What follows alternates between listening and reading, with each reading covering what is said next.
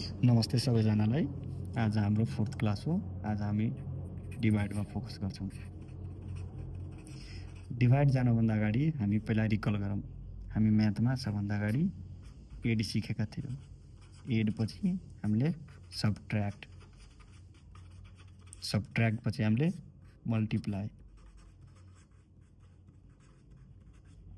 पछि आज हामी डिभाइड सिक्दैछौँ। अब हेर्नुहोस्, एड भनेको के हो? जोड्ने। यसको सिम्बल यो हुन्छ। सिम्बल भनेको पहिचान, सिम्बल भनेको सब्ट्र्याक्टको यो चिन्ह हुन्छ, मल्टिप्लाईको यो हुन्छ, डिभाइडको यो हुन्छ। आज अलिकति रिकलले तपाईँहरूलाई गराइदिउँ। एड भनेको जस्तै 5 अनि 3 हुन्छ, यसलाई एड गरे 1 2 3 4 5 1 2 3 5 6 7 8 8 भयो। यो सब्ट्र्याक्टलाई भनेको जस्तै तपाईँनिर 10वटा कापी छ, 5वटा तपाईँले आफ्नो भाइलाई दिनुभयो, तपाईँनिर 5वटा बच्यो। यस्तै 1 2 3 4 5 6 7 8 9 10 1 2 3 4 5 5वटा काटिदिनु, 5वटा काटिदिनु भयो, तपाईँनिर 5 बच्यो। यही भयो। मल्टिप्लाई भनेको 2 5 इन्टु 2 गर्नु, 5 2 जा 10 को 0 क्यारी 1 2 2 जा 4 1 5 50 हुन्छ। यसलाई मल्टिप्लाई भन्छ। आज हामी डिभाइडमा फोकस गरौँ। डिभाइड भनेको के हो? इक्वल डिभिजनमा बाँड्नेलाई डिभाइड भन्छ। इक्वल डिभिजनमा डिभाइड गर्नेलाई, इक्वल डिभिजन गर्नेलाई डिभाइड भन्छ। जस्तै हेर्नु, यहाँ 6वटा एप्पल छ, 2 3 4 5 6 अनि 2वटा बेबी छ, प्रज्वल अनि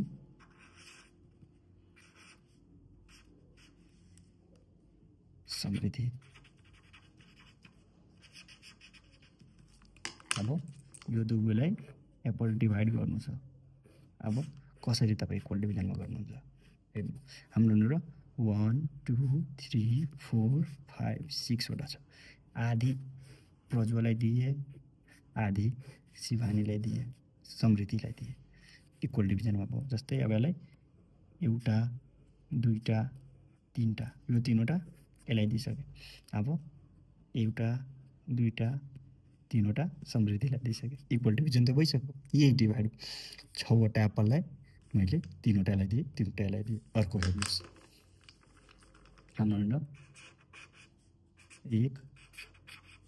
2 3 4 5 6 7 8वटा चकोलेट हो अनि 4जना बेबीहरू छन्, प्रज्वल, समृद्धि,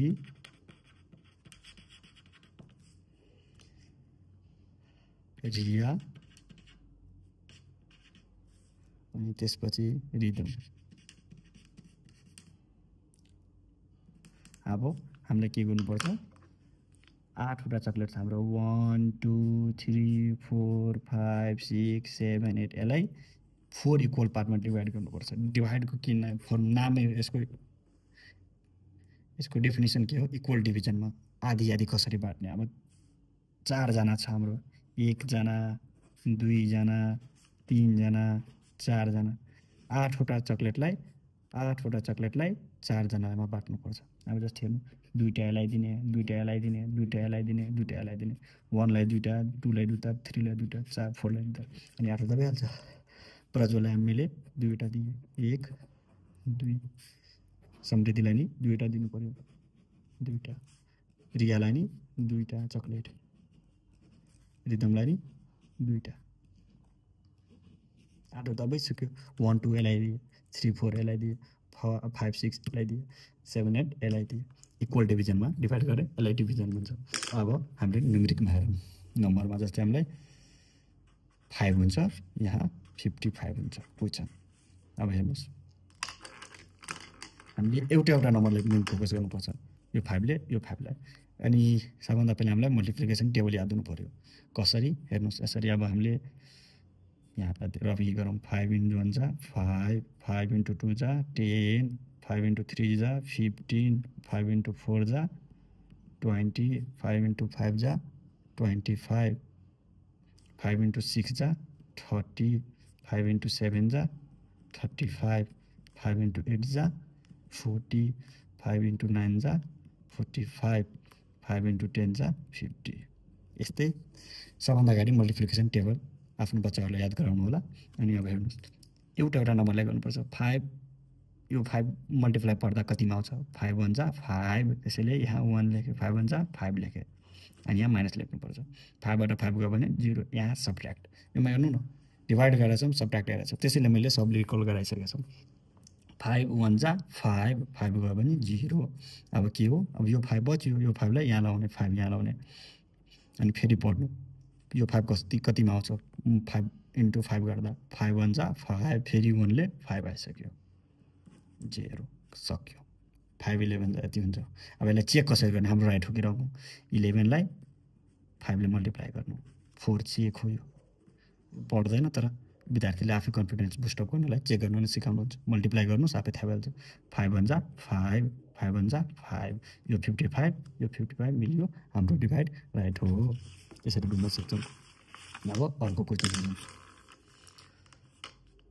2 into 10 जा हेर्नुहोस् अब 2 1 जा 2 आउँदैन आएन भने सबभन्दा यसको मिल्ने नम्बर नियरेस्ट नम्बरसम्म जाने यानि AREST नियरेस्ट नम्बर भनेको करिबको नम्बर सबभन्दा नजिकको नम्बर।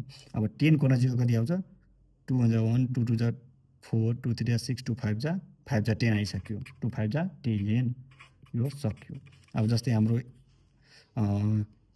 एउटा क्वेसनले यो अनि यो 17 राख्ने अब 2 जा पढ्दा 17 आउँदैन तर यसको नेक्स्ट नम्बरमा जानु पर्यो मैले भनेको थिएँ नि यहाँ नजिकको नम्बरमा जाने 2 8 जा 16 हुन्छ 2 8 जा 16 हुन्छ यहाँ यसलाई 7 बाट 6 गर्दा 1 हुन्छ यसलाई 1 बाट 1 गयो भने 0 हुन्छ यतिमै डिभाइड छोड्दिनु यही डिभाइड। अर्को एउटा चाहिँ क्वेसन हेरौँ जस्तै 95 into 4 अब यो अलिकति गाह्रो 4 1 जा 4 4 2 जा 8 4 3 जा 12 4 9 त आएन त्यसैले हामीले नजिकको नम्बर भनेको थियो 4 2 जा 8 जाने 8 गएपछि 9 बाट 8 गयो भने 1 आएछ हैन।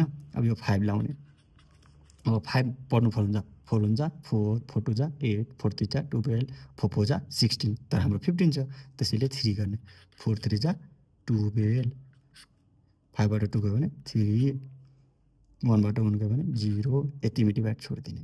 अब यसले चेक गर्नलाई त मैले सिकाएको थिएँ अब एकचोटि चेक गर्नुलाई